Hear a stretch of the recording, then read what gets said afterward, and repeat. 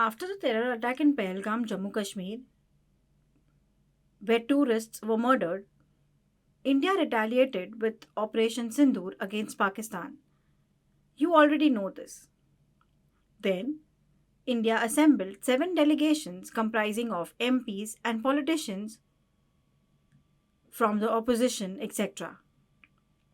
It comprised of 59 members who visited 32 countries. The mission is called One Mission, One Message, One Bharat. They communicated a clear message: zero tolerance from terrorism during their visits. IS has already shared details of the delegations. You can watch the video again. Now that the delegations are back, they met PM Modi and shared details of their engagements. What is the update? Hold on. Here are important summarized discussions of the delegations. The world should know India does not support any kind of terrorism. Zero tolerance. It is similar to using hand sanitizer, which removes 99.99% germs. India firmly stands for 100% zero tolerance on terrorism without any grounds for doubt. Unlike hand sanitizers killing 99.99% germs, India wants zero terrorism. Second, India has remained peaceful and never initiated war. After the Pahalgam attack, India had to respond. It couldn't stay silent. Third, any future attack on India will be treated like an act of war.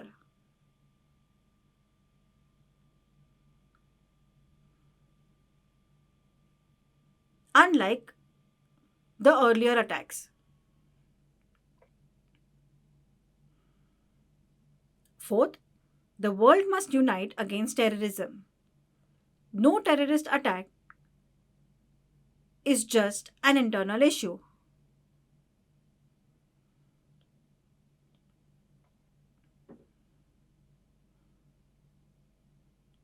Fifth, nations should have better laws and work together to fight terrorism. Unanimously. Severe punitive measures must be in place to tackle terrorism. Sixth, Pakistan must be held responsible for supporting its growing terrorist groups. Seventh, the attack in Pahalgam was proof that India couldn't stay silent but needed to respond strongly. Eighth, Jammu and Kashmir is a part of India, not separate, and the world must understand that. India needs no advice. Jammu and Kashmir is and will remain part of India and we'll continue to protect it. This was the general message shared by all the delegations. I will now be sharing key highlights from three of the seven delegations. The delegation led by Shashi Tharoor visited the US. People admired and were impressed by Tharoor's speeches and public addresses. In Panama City, he delivered a powerful speech which went viral. He strongly supported PM Modi's decision to launch Operation Sindoor in response to terrorist attacks from Pakistan. He emphasized further that India has the right to defend itself. In Colombia, people initially sympathized with Pakistan's struggles, terrorism, poor infrastructure, and rising death tolls.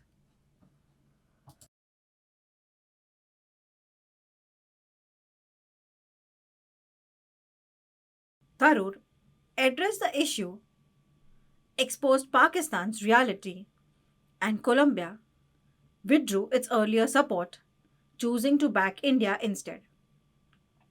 A shift that surprised many. In Washington, D.C., he was in a press briefing.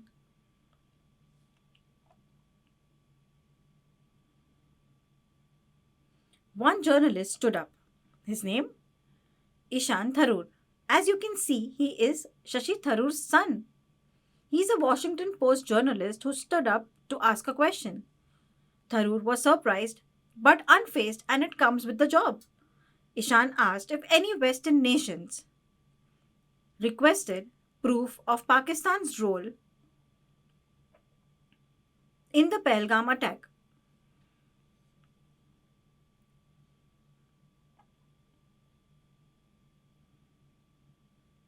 Tharoor playfully responded that shouldn't be allowed, and then clarified that no countries had asked for proof, although some media outlets did.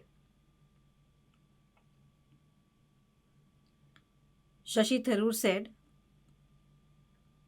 Pakistan keeps denying links to terrorism, but India has 37 years of proof.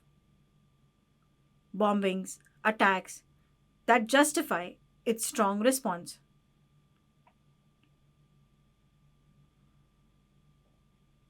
The second delegation, which included Asaduddin Owaisi, a prominent Muslim leader in India, visited mostly Islamic countries, details already shared by ISH News. Owaisi, visibly frustrated and angered, spoke against Turkey's support for Pakistan.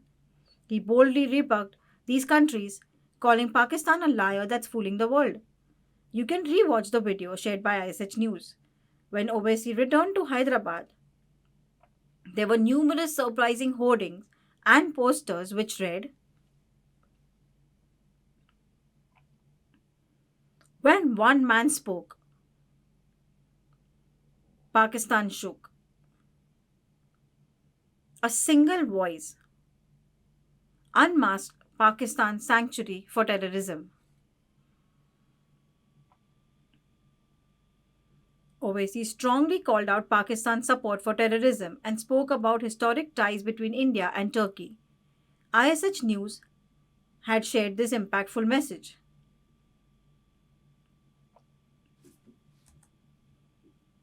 Expecting mutual support, not public backing of Pakistan, awful. Owaisi reminded that India has a larger Muslim population than Pakistan.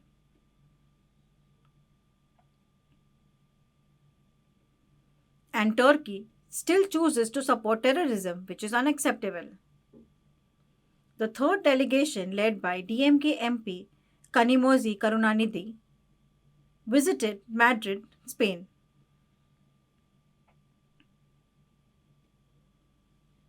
The team first paid floral tributes to Mahatma Gandhi's statue in Madrid. They began by highlighting Gandhi's statue, symbolizing peace and non-violence.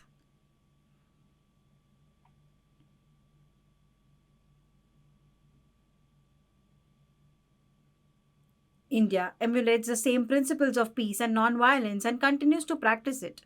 But to fight terrorism, India had to respond strongly, firmly reinforcing its zero tolerance stance. The first delegation, led by Shashi Tharoor, the second by Owaisi, and the third was Kanimozi Karunanidhi's delegation. The remaining four covered similar issues. Only the first three were highlighted because they raised key distinct points. Now, each delegation has travelled and communicated the clear message. The global reaction to India's outreach was mostly positive. The United Kingdom showed support for India's stand against terrorism. France supported India's strong response to the Pahalgam terror attack. The Netherlands expressed empathy to India and its right to defend itself. Israel's Prime Minister Benjamin Netanyahu gave unconditional support, condemning the attack and showing solidarity with India. In the US, leaders discussed cross border terrorism with Indian delegates. While they backed India's efforts, they also called for calm and focus on regional stability. It is crucial to stop terrorism, the US agreed. In South Africa, NCP leader Supriya Sule's group, spoke to over 350 people.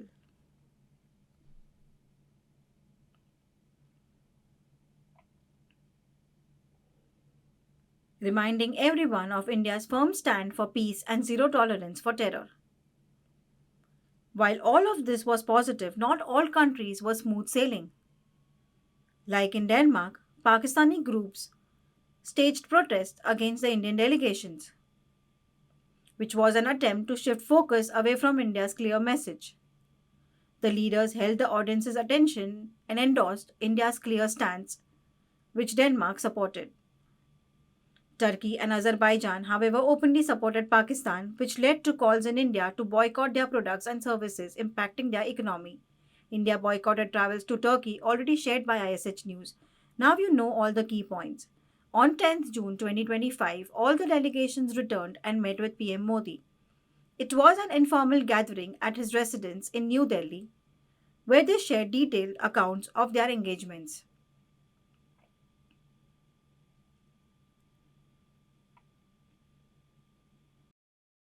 All of them expressed the urgency to hold Pakistan accountable through Financial Action Task Force (FATF). Once Pakistan is on FATF's list, they will not receive any global funding.